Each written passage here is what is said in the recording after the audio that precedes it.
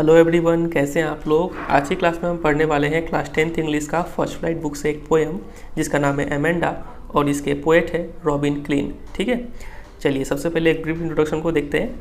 लिखा हुआ है, every child feels that she or he is controlled and instructed not to do one thing or another. हर बच्चे को ऐसा लगता है कि उसे कंट्रोल किया जा रहा है और उसे लगातार इंस्ट्रक्ट किया जाता है कि उसे क्या करना है और क्या नहीं करना है। ठीक है, you too may feel that your freedom is curtail. और कहीं ना कहीं आपको भी ऐसा लगता होगा कि आपका आज़ादी कहीं ना कहीं कर्टेल्ड है, लिमिटेड है। ठीक है, चलिए देखते हैं इस पोएम में क्या बताया गया है।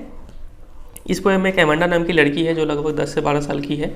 ठीक है, और इस पोएम का जो स्ट्रक्चर है उसमें क्या होता है कि उसकी माँ पहले उसे कुछ बोलती है, कुछ इंस्ट्रक्शन देती है कि तुम ये करो, ये मत करो। ठीक है, और उसके बाद ये जो पैरेंथेसिस में लिखा हुआ है, मतलब ब्रैकेट में जो लिखा हुआ है, ये उसके थॉट्स है, एमेंडा के थॉट्स है। वो मन ही मन में क्या सोचती है वो यहाँ पे दिया गया है। फिर उसकी मम्मी कुछ बोलती है, फिर यहाँ पे ब्रैकेट में लिखा हुआ है, मतलब वो एमेंडा कुछ सोचती है अपने मन ही मन में। फिर उसकी मम्मी कुछ बोलती है और फिर एमेंडा कुछ सोचती है। तो ऐसे करके इस पोएम का स्ट्रक्चर है। चलिए स्टार्ट करते हैं इसको समझना। देखिए, don't bite your nails Amanda, don't hunch your shoulders Amanda, stop that slouching and sit up straight Amanda. उसकी मम्मी उसे बोलती है कि एमेंडा अपने नाखून मत चबाओ। Amanda don't hunch your shoulders, hunch मतलब होता है बेंड। ठीक है, और शोल्डर्स का मतलब आपको पता ही है, बोलती है कि अपने कंधे झुका के मत बैठो। ठीक है, स्टॉप दैट स्लाउचिंग, स्लाउचिंग का मतलब होता है सीट इन अ लेजी वे, एक आलसी व्यक्ति की तरह बैठना, कंधे झुकाकर। ठीक है, और शरीर को ढीला छोड़कर, बोले कि ऐसे मत बैठो। सिट अप स्ट्रेट, सीधा बैठो एमेंडा, ऐसे उसके मम्मी इंस्ट्रक्ट करती है। और इसका इंस्ट्रक्शन सुन के वो इग्नोर करती है और मन ही मन में वो क्या सोचती है, there is a language emerald sea. वो सोचती है कि कहीं ना कहीं एक लैंग्वेज मतलब रिलैक्स्ड, काफ़ी शांत, इमराल्ड मतलब ग्रीन कलर्ड स्टोन होता है, प्रीशियस स्टोन, जिसका इस्तेमाल हम लोग करते हैं अंगूठी बनाने के लिए। तो उसी वैसा ही ग्रीन कलर का एक सी होगा। ठीक है, कहीं ना कहीं एक काफ़ी रिलैक्स ग्रीन कलर का सी होगा। Where the sole inhabitant is me, जहाँ पे सोल मतलब इकलौता, इनहेबिटेंट मतलब निवासी, जहाँ पे इकलौता निवासी सिर्फ मैं होंगी। एमेंडा ऐसा सोच रही है। अ मरमेड ड्रिफ्टिंग ब्लिसफुली, मैं एक मरमेड होंगी। ठीक है, मरमेड मतलब होता है जलपरी, जिसका आधा शरीर मछली का होता है और आधा शरीर लड़की का होता है। ठीक है, मैं एक जलपरी होंगी ड्रिफ्टिंग ब्लिसफुली, और मैं ड्रिफ्टिंग का मतलब होता है मूव स्लोली, मैं उसमें धीरे धीरे मूव कर रही होंगी। और ब्लिसफुली का मतलब हैप्पीली। ठीक है, काफ़ी शांति वहाँ पे महसूस कर रही होंगी मैं, ऐसा वो सोचती है। फिर उसकी मम्मी कुछ बोलती है कि did you finish your homework Amanda, did you tidy your room Amanda, I thought I told you to clean your shoes Amanda.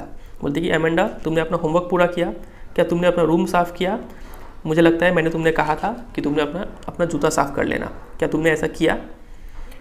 तो इतना सुन के वो काफ़ी इरिटेट हो जाती है और मन ही मन में सोचती है आई एम एन ऑर्फन। अब देखिए, वो इतना फ्रस्ट्रेट हो जाती है अपना मम्मी का ये इंस्ट्रक्शन सुन के कि वो सोचती है कि मैं एक अनाथ हूँ। ठीक है, अनाथ मतलब ऐसा बच्चा जिसका माँ बाप ना हो। I am N orphan roaming the street, और मैं रास्ते में रोम कर रही हूँ, मतलब एमलेसली मूव कर रही हूँ। I pattern soft dust with my hushed bare feet, और मैं अपने हुस्ट का मतलब होता है क्वाइट, साइलेंस। ठीक है, बेयर मतलब नंगा, फीट चप्पल नहीं है पैर में। ठीक है, तो मैं अपने पैरों से उस सॉफ्ट डस्ट में क्या कर रही हूँ, पैटर्न बना रही हूँ। द साइलेंस इज़ गोल्डन, और वहाँ का जो साइलेंस है ना, जो खामोशी है, वो सोने की तरह मूल्यवान है। द फ्रीडम इज़ स्वीट, और जो फ्रीडम जो मिला है, जब वो ऑर्फन होने के कारण जो फ्रीडम मिलता है, वो फ्रीडम जो है काफ़ी अच्छा फ्रीडम है, ऐसा वो सोचती है। फिर उसकी मम्मी कुछ बोलती है, don't eat that chocolate Amanda, remember your acne Amanda, will you please look at me when I am speaking to you Amanda. उसकी मम्मी बोलती है कि तुम चॉकलेट मत खाओ एमेंडा, तुम अपने एक्नी को याद करो। ठीक है, एक्नी मतलब चेहरे पे जो मुहासे हो जाते हैं खासकर टीनेजेस में। ठीक है, तो उस मुहासे को एक्नी बोलते हैं। लेकिन एक्नी को याद करो, तुम चॉकलेट मत खाओ नहीं तो और ज़्यादा हो जाएगा। Will you please look at me when I am speaking to you Amanda, और बोलती है कि तुम मेरी तरफ क्यों नहीं देख रही हो, तुम मेरी तरफ देखो जब मैं तुमसे बात कर रही हूँ तो। ठीक है, तो इतना सुनकर एमेंडा फिर क्या सोचती है, आई एम रपंजल। रपंजल एक स्टोरी है एक लड़की के बारे में जिसके बाल काफ़ी लंबे होते हैं और गोल्डन कलर के होते हैं। ठीक है, होता क्या है कि वो एक टावर में रहती है, मतलब मान लीजिए ये ग्राउंड है और यहाँ पे एक बहुत बड़ा टावर है। ठीक है, तो एक डायन जो है, डायन को विच बोलते हैं। ठीक है, एक विच उस रपंजल नाम की लड़की को किडनैप करके टावर के ऊपर एक घर में रख देती है। ठीक है, और चूंकि उस रपंजल के बाल बहुत लंबे हैं, तो उस बाल को यूज़ करके वो जो डायन है, वो डायन उस बिल्डिंग पर चढ़ती है और उतरती है।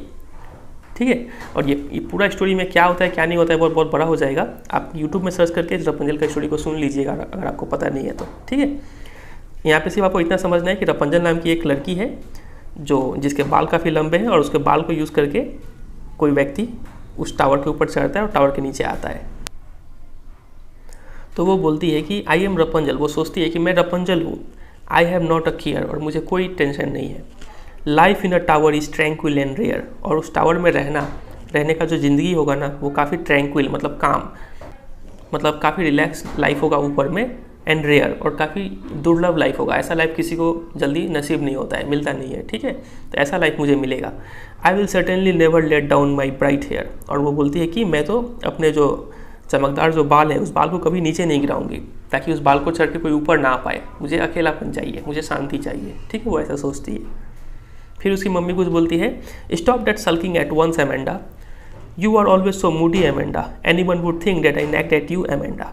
बोलती है कि स्टॉप दैट सल्किंग, सल्किंग का मतलब होता है मुंह फुला के बैठना, टू बी अपसेट, ठीक है। देखिए इतना अपसेट मत रहो, इतना मुंह फुला के मत बैठो। You are always so moody, moody का मतलब होता है बैड टेम्पर्ड, चिड़चिड़ापन, लेकिन तुम इतना चिड़चिड़ापन हमेशा रहती हो। Any one would think that I nagged at you, कोई भी तुम्हें देखेगा ऐसे मुंह लटका के बैठे हुए तो वो यही सोचेगा कि मैंने तुम्हें नैक किया है। नैक का मतलब होता है स्कोल्ड करना, लगातार उसको डांटते रहना, ठीक है। तो कोई भी तुम्हें देखेगा तो वही सोचेगा कि मैं तुम्हें लगातार डांट रही हूँ, तुम्हें लगातार टोक रही हूँ, तो ऐसा ठीक नहीं है, ठीक है। तुम थोड़ा खुश रहो। तो यहीं पे एक आयरनी बताया गया है कि वो एक तरफ तो उसकी माँ उसको डांट भी रही है और उसको बोल रही है कि तुम ऐसे एक्ट मत करो कि मैं तुम्हें डांट रही हूँ। तो बस यही है फिर ये पोएम। चलिए अब इसमें हम लोग देख लेते हैं कुछ पोएटिक डिवाइसेस और राइमिंग स्कीम को। तो इस पोएम का मेन मैसेज यही है कि एक बच्चे को इतना भी ज़्यादा नहीं डांटना चाहिए कि उसको ऐसा लगे कि वो उसका फ्रीडम कर्टेल हो रहा है, ठीक है। कहीं ना कहीं उसको डांटना भी ज़रूरी है, लेकिन एक लिमिटेड वे में। अभी वो बहुत छोटी है, बहुत छोटी में एक ही बार में हमें बहुत चीज़ नहीं सिखा सकते हैं। वक्त के साथ साथ, उम्र के साथ साथ वो उसको ये सब चीज़ वो खुद ही सीख जाएगी। और ऐसा भी नहीं है, बच्चे को भी ये नहीं सुनना चाहिए कि एकदम फ्रीडम मिल जाए और हम बिगड़ जाए। यहाँ पे जो उसकी माँ एडवाइस दे रही है कि डोंट हंच योर शोल्डर्स, ऐसे कंधे झुका के चलने से आपको पता है आपका स्पाइन में कुछ प्रॉब्लम आ सकता है, ठीक है। नाखून चबाने से इन्फेक्शन हो सकता है। तो कहीं ना कहीं उसकी माँ भी गलत नहीं है, उसको अच्छा एडवाइस दे रही है ताकि वो सोसाइटी में से जी पाए और एक अच्छा इंसान बने। लेकिन सब एडवाइस एक ही बार में देना और उसे दिन रात इसमें टोकते रहना कि ऐसे करो वैसे ना करो, ये भी एडवाइजेबल नहीं है, क्योंकि ऐसे बच्चा तो समझेगा नहीं, वो तो और इरिटेट हो जाएगा और ये सबको एज अ नेगेटिव वे में लेना शुरू कर देगा, ठीक है। तो उसे सिखाना है, लेकिन धीरे धीरे वक्त के साथ साथ सिखाना है। तो ये इस पोएम का मैसेज है। चलिए अब देखते हैं हम लोग राइमिंग स्कीम और पोएटिक डिवाइसेस। तो ये रहा, चलिए पहले राइमिंग स्कीम को देखते हैं। राइमिंग स्कीम कैसे किया जाता है आपको पता ही है। स्टार्टिंग करते हैं एमेंडा से। एमेंडा एक नया साउंड है, इसके लिए ए दे दीजिए। अब जहाँ भी एमेंडा जैसा साउंड मिलेगा वहाँ पे हम लोग ए देंगे, ठीक है। एमेंडा दिखा, फिर से ए दे दीजिए। स्ट्रेट ये एक नया साउंड है, तो यहाँ पे दूसरा लेटर यूज़ कीजिए, बी दे दीजिए। फिर से एमेंडा, तो यहाँ पे ए दे दीजिए। सी, अब सी किसी साउंड से मैच कर रहा है, एमेंडा से तो मैच नहीं कर रहा है, स्ट्रेट से भी मैच नहीं कर रहा है, तो सी के लिए एक अलग लेटर यूज़ कीजिए, सी यूज़ कर लेते हैं यहाँ पे। मी, तो सी से मी राइम कर रहा है, तो यहाँ पे भी सेम लेटर यूज़ कीजिए, सी। ब्यूटीफुल्ली, ठीक है, यहाँ पे भी ई आ रहा है लास्ट में, तो यहाँ पे भी सी दे दीजिए, सेम साउंड है। फिर से एमेंडा, एमेंडा जैसा साउंड हमने यहाँ पे देखा तो ए दे देते हैं यहाँ पर। फिर से एमेंडा, तो ए दे देते हैं। शूज़, शूज़ जैसा साउंड हमें कहीं मिला था क्या? एमेंडा में नहीं मिला, स्ट्रेट में नहीं मिला, सी में नहीं मिला। शूज़ एक नया साउंड है, तो एक नया लेटर दीजिए यहाँ पे, डी। फिर से एमेंडा मिला, तो ए दे देते हैं। अब है यहाँ पे स्ट्रीट, स्ट्रीट जैसा साउंड हमें देखने को मिला था क्या? स्ट्रेट में नहीं मिला, सी में नहीं मिला, एमेंडा में नहीं मिला, शूज़ में नहीं मिला, तो स्ट्रीट भी एक नया साउंड है, तो नया लेटर दीजिए यहाँ पे ई। फीट, फीट में भी हो गया ई और स्वीट में भी ई, क्योंकि ये सेम साउंड है। एमेंडा आ गया फिर से, तो ए दे देते हैं। एमेंडा में फिर से ए। यू, यू जैसा साउंड कहीं दिखा था क्या? नहीं दिखा था, तो यहाँ पे नया लेटर दीजिए एफ और एमेंडा के लिए फिर से ए। सिमिलरली यहाँ पे केयर जैसा साउंड हमें ऊपर नहीं दिखा, तो जी दीजिए। रेयर और हेयर सेम साउंड है, तो जी जी जी रिपीट हो गया। एमेंडा के लिए फिर से ए, एमेंडा के लिए फिर से ए। यू, यू के लिए एच दे देते हैं और एमेंडा के लिए ए। तो इसका राइमिंग स्कीम क्या निकल के आ रहा है?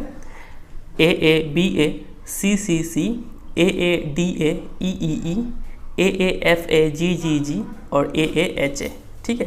तो अगर आपके एग्जाम में मान लीजिए ये स्टैंजा सिर्फ आता है, ठीक है, सिर्फ ये स्टैंजा देते हैं और आपको बोलते हैं राइमिंग स्कीम लिखो इसका, तो आपको भूल जाना है, आपको सीधा स्टार्ट करना है ए से, और यू एक नया साउंड है तो आप यहाँ पे बी दे दीजिएगा और एमेंडा फिर से ए हो जाएगा। मान लीजिए आपको एग्जाम में ये स्टैंजा देते हैं और बोलते हैं राइमिंग स्कीम लिखो इसका, तो आपको क्या करना है, ये तो आपको फिर से ए से स्टार्ट करना होगा, ठीक है। कि अगर आपके लिए नया साउंड है तो वहाँ पे ए दीजिएगा, फिर रेयर तो ए, और हेयर तो इसके लिए भी ए। समझे कि नहीं समझे? तो एग्जाम में क्वेश्चन आएगा राइमिंग स्कीम के ऊपर, तो उस पैरा के लिए नया राइमिंग स्कीम स्टार्ट कीजिएगा, ठीक है, उस स्टैंजा के लिए। चलिए, तो हमने बात कर लिया राइमिंग स्कीम के ऊपर। चलिए अब बात करते हैं पोएटिक डिवाइसेस पे। सबसे पहला पोएटिक डिवाइस आपको यहाँ पे दिख रहा होगा, फर्स्ट लाइन पे डोंट से स्टार्ट हो रहा है और सेकंड लाइन पे डोंट से स्टार्ट हो रहा है। तब दो कंसेक्यूटिव लाइन्स सेम वर्ड से स्टार्ट होते हैं तो आपको पता होगा यहाँ पे पोएटिक डिवाइस क्या है, एनाफोरा, ठीक है। चलिए अगले डिवाइस पे मूव करते हैं। आप सेकंड लाइन में देखिए, डोंट योर शोल्डर्स, ठीक है, तो वो साउंड यहाँ पे प्रोमिनेंट हो रहा है, तो प्रोमिनेंट ऑफ वॉवेल साउंड क्या कहलाता है, असोनेंस, ठीक है, ये हो गया दूसरा। तीसरे पे मूव करते हैं, थर्ड लाइन पे, स्टॉप स्लाउचिंग सिट स्ट्रेट, ठीक है, तो यहाँ पे दो वर्ड्स में के स्टार्टिंग में कॉन्सोनेंट साउंड रिपीट हो रहा है, तो यहाँ पे पोएटिक डिवाइस क्या हो गया, आपको पता होगा, एलिटरेशन, ठीक है। अगर आपने पहले के पोएम के वीडियो देखे हैं तो आपके लिए तो ये काफ़ी ईजी मैटर होगा, ठीक है। वही उसी तरीके से सिट स्ट्रेट, ठीक है, यहाँ पर भी पोएटिक डिवाइस है एलिटरेशन। चलिए आगे मूव करते हैं। ये देखिए एमेराल्ड सी, तो यहाँ पे सी को कंपेयर किया गया है एमेराल्ड से, ठीक है, तो यहाँ पे दो चीज़ को कंपैरिजन किया गया है, तो यहाँ पे पोएटिक डिवाइस है मेटाफर, ठीक है। जब भी दो चीज़ को कंपेयर किया जाए और यहाँ पे एज और लाइक जैसे शब्द ना हो तो यहाँ पे पोएटिक डिवाइस होता है मेटाफर। आगे मूव करें। अच्छा, मेटाफर और कहीं है तो उसको भी देख लेते हैं। ये देखिए साइलेंस इज़ गोल्डन, ठीक है, साइलेंस को कंपेयर किया गया है गोल्ड के साथ, तो ये भी हो गया metaphor. Freedom is sweet, freedom को कंपेयर किया है स्वीट के साथ, ठीक है, तो ये भी हो गया मेटाफर। और कहीं है क्या मेटाफर? नहीं है, तो ये हो गया टोटल मेटाफर का कहानी। आगे देखते हैं। ये देखिए मरमेड, तो यहाँ पे एक पर्टिकुलर पर्सन या फिर प्लेस या फिर थिंग को जब भी रेफर किया जाता है ना, तो वहाँ पे पोएटिक डिवाइस होता है अल्यूजन, हमने पहले भी देखा है हाउ टू टेल एनिमल वाले पोएम में। तो यहाँ पर भी मरमेड को रेफर किया गया है, तो यहाँ पे पोएटिक डिवाइस हो गया अल्यूजन। सिमिलरली यहाँ पे रपंजल को रेफर किया गया था, ये रहा, तो यहाँ पे भी पोएटिक डिवाइस है अल्यूजन, ठीक है। आगे बढ़ते हैं।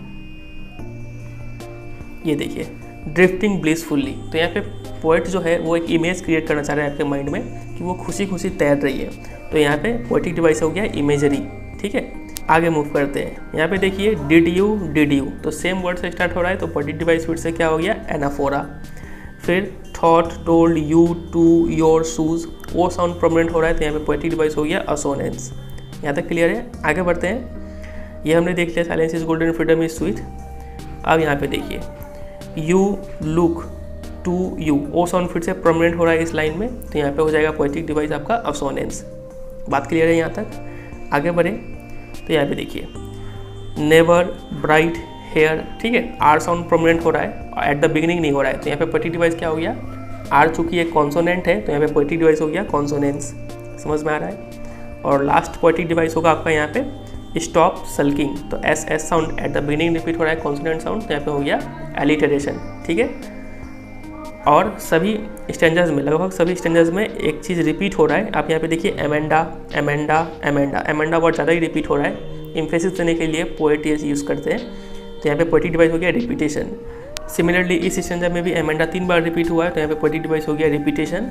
इस स्टैंजर में भी एमेंडा का हो गया रिपीटेशन, और लास्ट स्टैंजर में भी एमेंडा का हो गया रिपीटेशन। समझ में आया? और तो कुछ है नहीं यहाँ पे, बस इतना ही है। बस तो यही है फिर आज का पोएम। उम्मीद करते हैं आपको समझ में आया होगा। वीडियो अच्छा लगा तो वीडियो को जरूर एक लाइक कर दीजिएगा, क्योंकि आपका लाइक ही है जो मुझे मोटिवेट करता है और भी नए नए वीडियोस बनाने के लिए, ठीक है। और वीडियो को जरूर दोस्तों के साथ भी शेयर कीजिए, उन्हें बताइए कि इस चैनल पे ऐसे ऐसे पढ़ाया जा रहा है, उनका भी हेल्प हो जाएगा और चैनल भी ग्रो करने में थोड़ा हेल्प मिलेगा, ठीक है। और चैनल पर तो चैनल को सब्सक्राइब कर लीजिए और चैनल पर बाकी वीडियोज़ भी जरूर चेकआउट कीजिए। चलिए फिर मिलते हैं बहुत जल्द अगले किसी चैप्टर के साथ, तब तक के लिए goodbye and take care.